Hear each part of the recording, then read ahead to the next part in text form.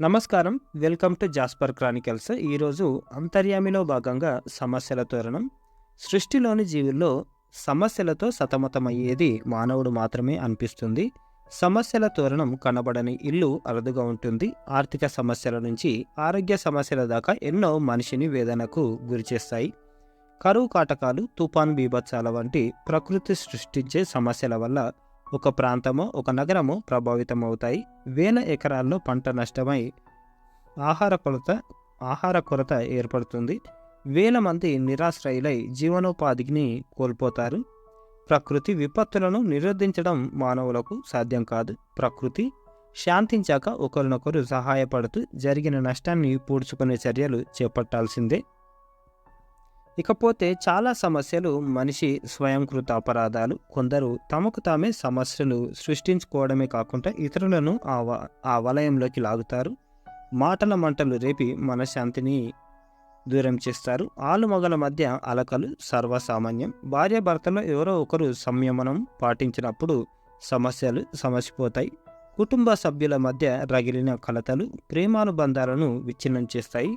మానవ స్వభావం విచిత్రంగా ఉంటుంది. ఇతరులతో పోల్చుకుంటూ అసూయతో మనిషి కుంగిపోతాడు. దురాశతో లోబిగా మారి వ్యధ చెందుతాడు. అహంకారంతో ఆత్మీయులతో విరోధం పెంచుకొని చివరి దశలో ఒంటరివాడై విలపిస్తాడు. అసత్యాలతో విజయం సాధిద్దామనుకొని భంగపడతాడు. సంతోషమే సగం బలమని గ్రహించలేక అపార్థాలతో సమస్యలు సృష్టించుకుంటాడు. సంకుచిత మనస్తత్వంతో అంటే నారో మైండెడ్ తోటి తప్పులు చేస్తూ కష్టాలు కొని తెచ్చుకొని తన గొయ్యి తానే తవ్వుకుంటాడు. పూర్వకాలంలో ధర్మాన్ని కాపాడేందుకు, సత్యవ్రతాన్ని ఆచరించేందుకు సమస్యల వలయంలో చిక్కుకున్న ధర్మాత్ములు భగవంతుడి కృపతో కష్టాల కడలిని దాటి చరిత్రలో చిరస్థాయికి నిలిచారు. నేటి కాలంలో అందుకు భిన్నంగా అధర్మవర్తనులైన వారు సమస్యల వలయంలో చిక్కుకొని కాలగర్భంలో కలిసిపోతున్నారు. అనేక సమస్యలకు మూలం అంతులేని కోరికలు. మనసు కోరికలకు నిలయం. ధర్మ మార్గం నుంచి తప్పిన మనసు కన్నా శత్రువులు ఉండరు. మనసును వశం చేసుకున్న వారే విఘ్నులు.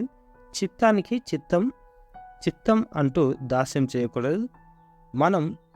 మన మనసుకు ప్రియమైన మాటలు కాకుండా హితమైన మాటలు వినాలి అని భాగవతం ఉద్బోధిస్తుంది. జీవుల సమస్త విపత్తులు తృష్ణ అనే కంటక వృక్షం నుంచి బయలుదేరుతున్నాయి. అంటే కోరిక. దేహం అనే చెట్టుపై, హృదయం అనే గూటిలో జీవుడనే పక్షి ప్రవేశించి కిలకిల రావాలు చేస్తూ ప్రశాంతంగా ఉంటుంది. మరి తృష్ణ అనే వల కింద ఇంద్రియ విషయాలనే ధాన్యపు గింజలు జల్లి మాయ అనే వేటగాడు చాటుగా చూస్తాడు. ఈ జీవుడు అమాయకంగా ఆ వలపై వాలుతున్నాడు. మాయ అనే వేటగాడు మెడవంచి ఆ జీవుల్లో అనేక మందిని దుఃఖ పరంపరలనే బుట్టలో కుక్కి ఉంచుతున్నాడని యోగ వాసిష్టం చెబుతుంది. నిత్యం అసూయ, ద్వేషాలు, పగ, ప్రతీకారాలతో రగిలే మానవులకు చివరికి దుఃఖమే మిగులుతుంది. ఎల్లప్పుడూ తీయగా మాట్లాడేవారు, ఇతరుల సంపదను చూసి ఈర్ష్యపడని వారు, క్రోధాన్ని నిగ్రహించుకోగల శక్తి గలవారు, ప్రాణులందరికీ అధీశ్వరులైన నారాయణుడి శరణు వేడిన సత్పురుషులు దుఃఖాల నుంచి విముక్తులు కాగలరని భారతం ఉద్భవిస్తుంది.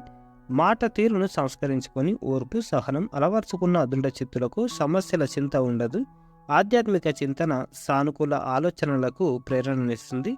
అనుకూల ఆలోచనలతో నిండిన మనసుతో వేదనకు తావుండదు.